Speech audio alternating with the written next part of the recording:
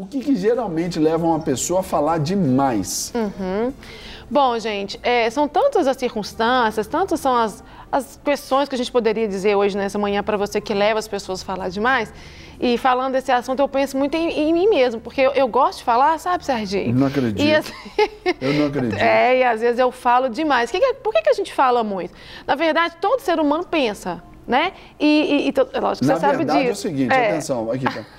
Eu descobri que mulher não fala demais. Não, Serginho? Não. Mulher, ela pensa alto o tempo todo. Isso, é diferente. Isso, tá bom, tá bom. Mas nós pensamos o tempo inteiro. Acontece que tem gente que pensa e não fala. E tem pessoas que pensam e tudo que pensa fala. É como se não existisse um filtro do cérebro para a língua.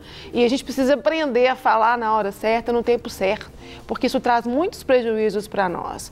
E quem sabe você está assistindo já passou assim, muitos prejuízos por causa do que você falou. Então vai, não peques mais, busque ter controle emocional, porque a falta de controle emocional é que leva muitas vezes a gente falar o que não deve, falar na hora errada, a ansiedade, o estresse. Da mesma forma que a pessoa que fica deprimida, às vezes ela fala pouco, a estressada, cansada, ela fala demais, demasiadamente.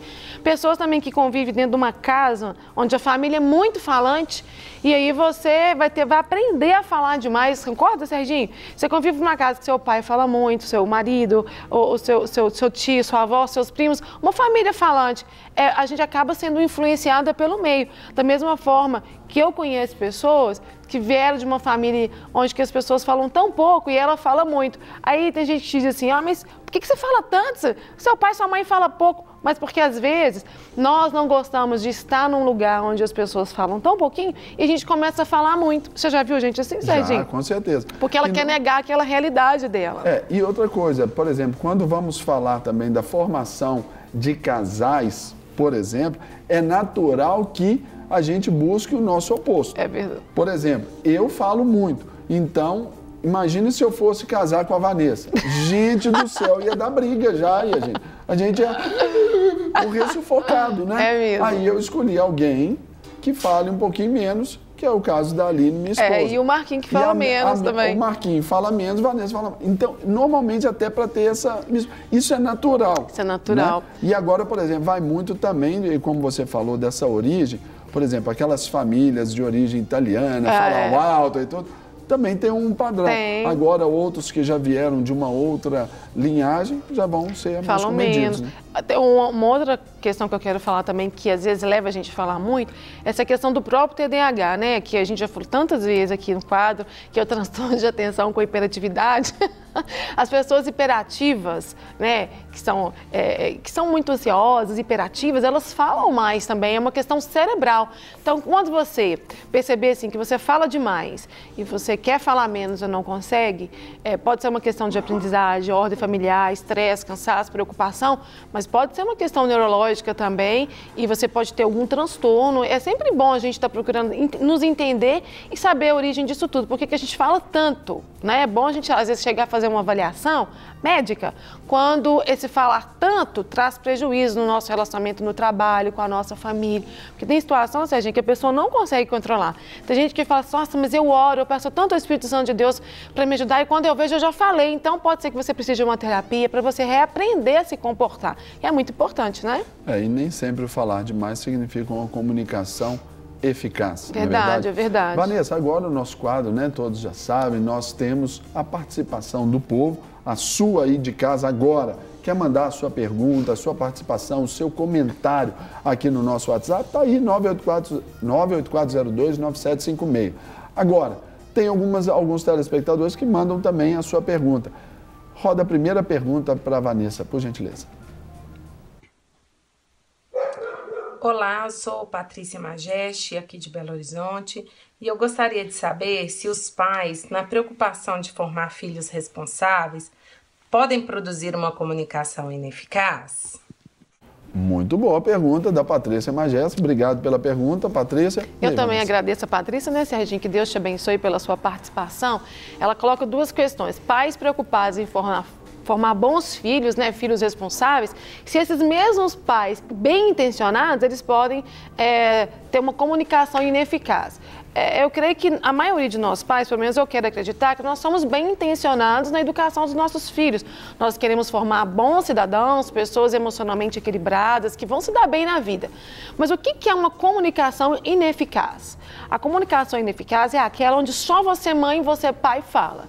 Você exerce autoritarismo, você fala o tempo todo, acaba até irando o seu filho, não dá um feedback para ele, fala de forma autoritária. É como você anula o outro, não deixa o outro se expressar. É uma outra característica de uma comunicação ineficaz. Nesses últimos dias que nós estamos vivendo, né? Nós estamos tendo uma vida muito corrida, muito atarefada. O que acontece? Às vezes, por faltar com a presença, nós damos tanto presente para os nossos filhos, isso faz parte de uma comunicação ineficaz. Você dá presente, mas você não é presente, você não olha nos olhos, você fala alto, você grita. Às vezes nós falamos palavras que não deveríamos falar, que acaba ferindo o coração dos nossos filhos. Como isso já chegou uma vez a doer em mim.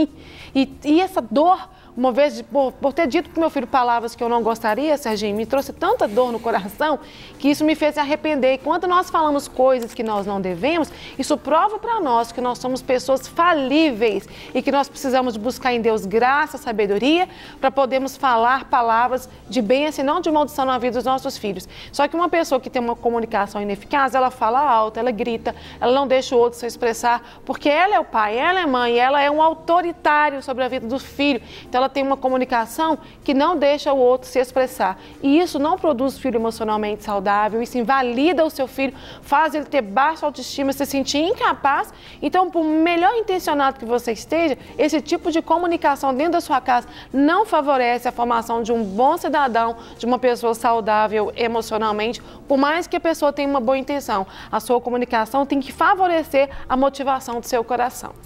Vanessa, aqui chegam algumas perguntas aqui para nós, mas eu quero fazer uma específica, o seguinte: quando você fala dessa comunicação de uma só via de pais para filhos, não é comunicação.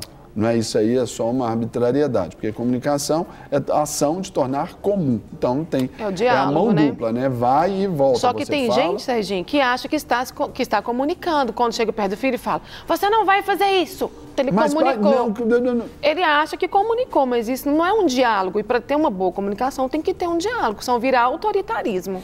Aí, Vanessa, eu pergunto também, que é um dos erros comuns que a gente vê ali que os pais incorrem, é a questão de falar e não cumprir. E isso, além de falta de limite, o que mais gera para a vida daquele filho? Porque ele vai ver uma hora, meu pai mentiu nisso, meu pai fala para eu fazer, mas ele não faz.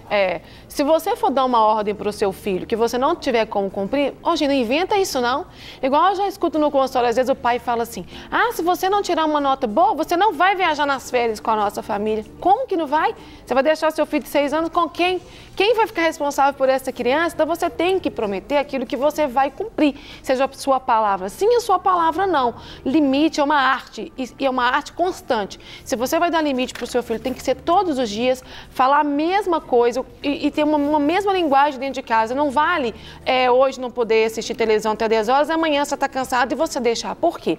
O filho que não tem um limite claro e preciso, ele não vai obedecer nem você, nem o professor na escola, nem nenhum tipo de autoridade na vida dele. Porque para a pessoa aprender o sim ou não, tem que ter não quero dizer só rigidez, Serginho, mas uma constância na orientação. E quando o filho... É o que é a disciplina. Porque às vezes as pessoas confundem a disciplina com o castigo. A disciplina fala ali de o quê? De um padrão, de ensino, de cobrança, de ações. Isso, né? É verdade. É uma tem rotina, gente que entende que disciplinar é você castigar, você punir, você retirar alguma coisa do seu filho. A disciplina mas a disciplina que nós estamos falando hoje é a questão do ensinar.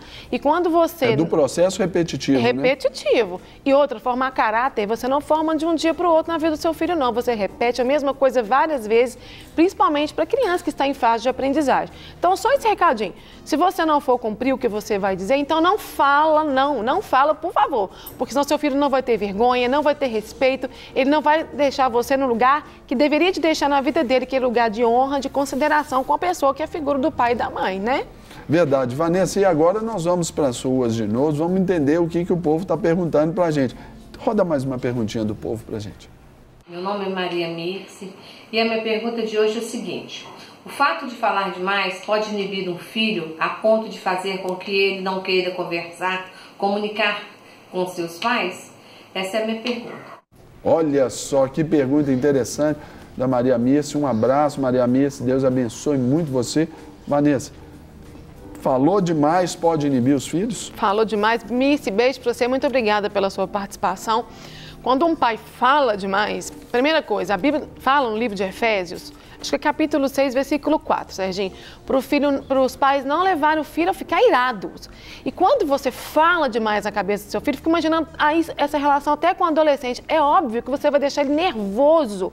E se seu filho fica nervoso, ele vai ficar magoado com você. E ele magoado, ele não vai conseguir se relacionar.